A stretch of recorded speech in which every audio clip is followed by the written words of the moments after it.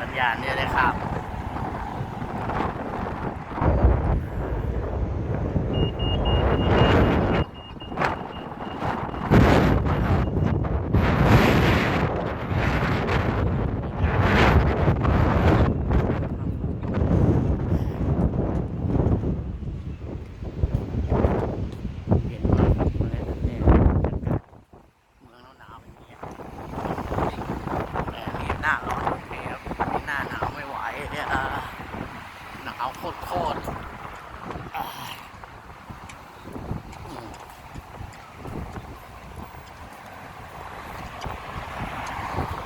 โคตรเลย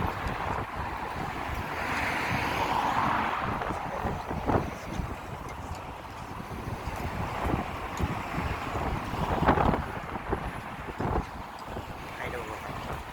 หน้า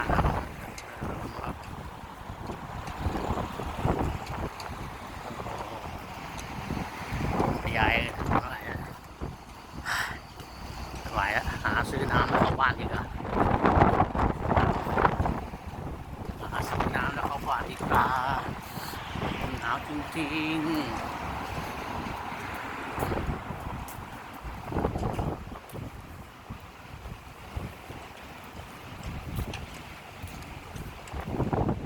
น้ำซื้อนมเข้าบ้านดีกว่าหนาวไม่ไหวแล้วจ้ะก็ดีในบักเป็นเชิงกันเอาเลยนี่โชคดีวัดตกทั้งวันเลยคุยแดด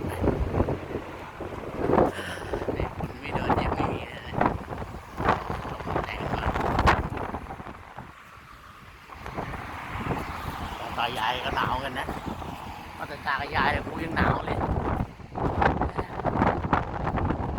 มีแดดหน่อยหนึงเลยแดดหนาวเลยดิ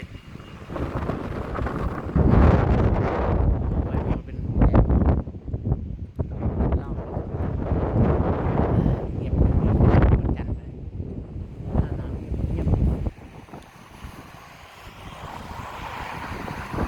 หน้าร้อนมันเต็มไปหมดนะครับเป็นทะเล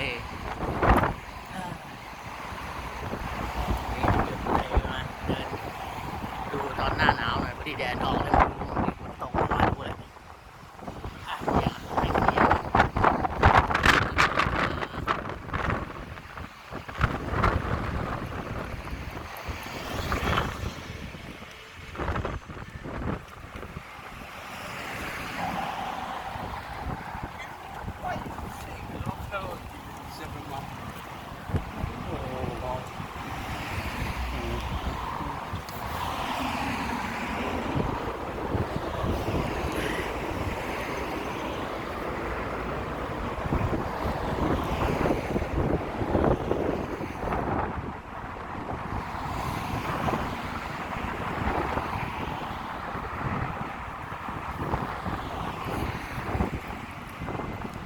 ใช่หนาว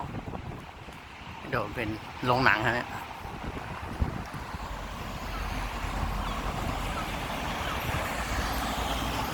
โรงหนังเนี่ยครับดูหนังริมทะเล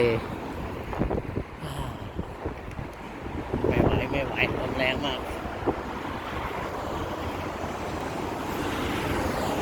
ขนาดลมแรงนี่มีคนเล่นบินเล่นเนี่ย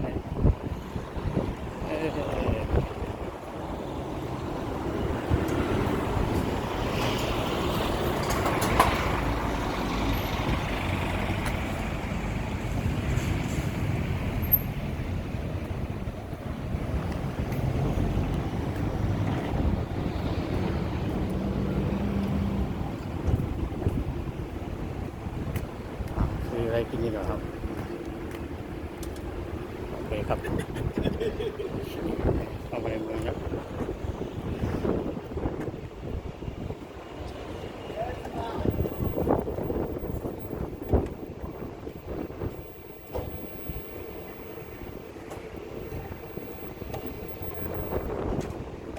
โอเคนะครับ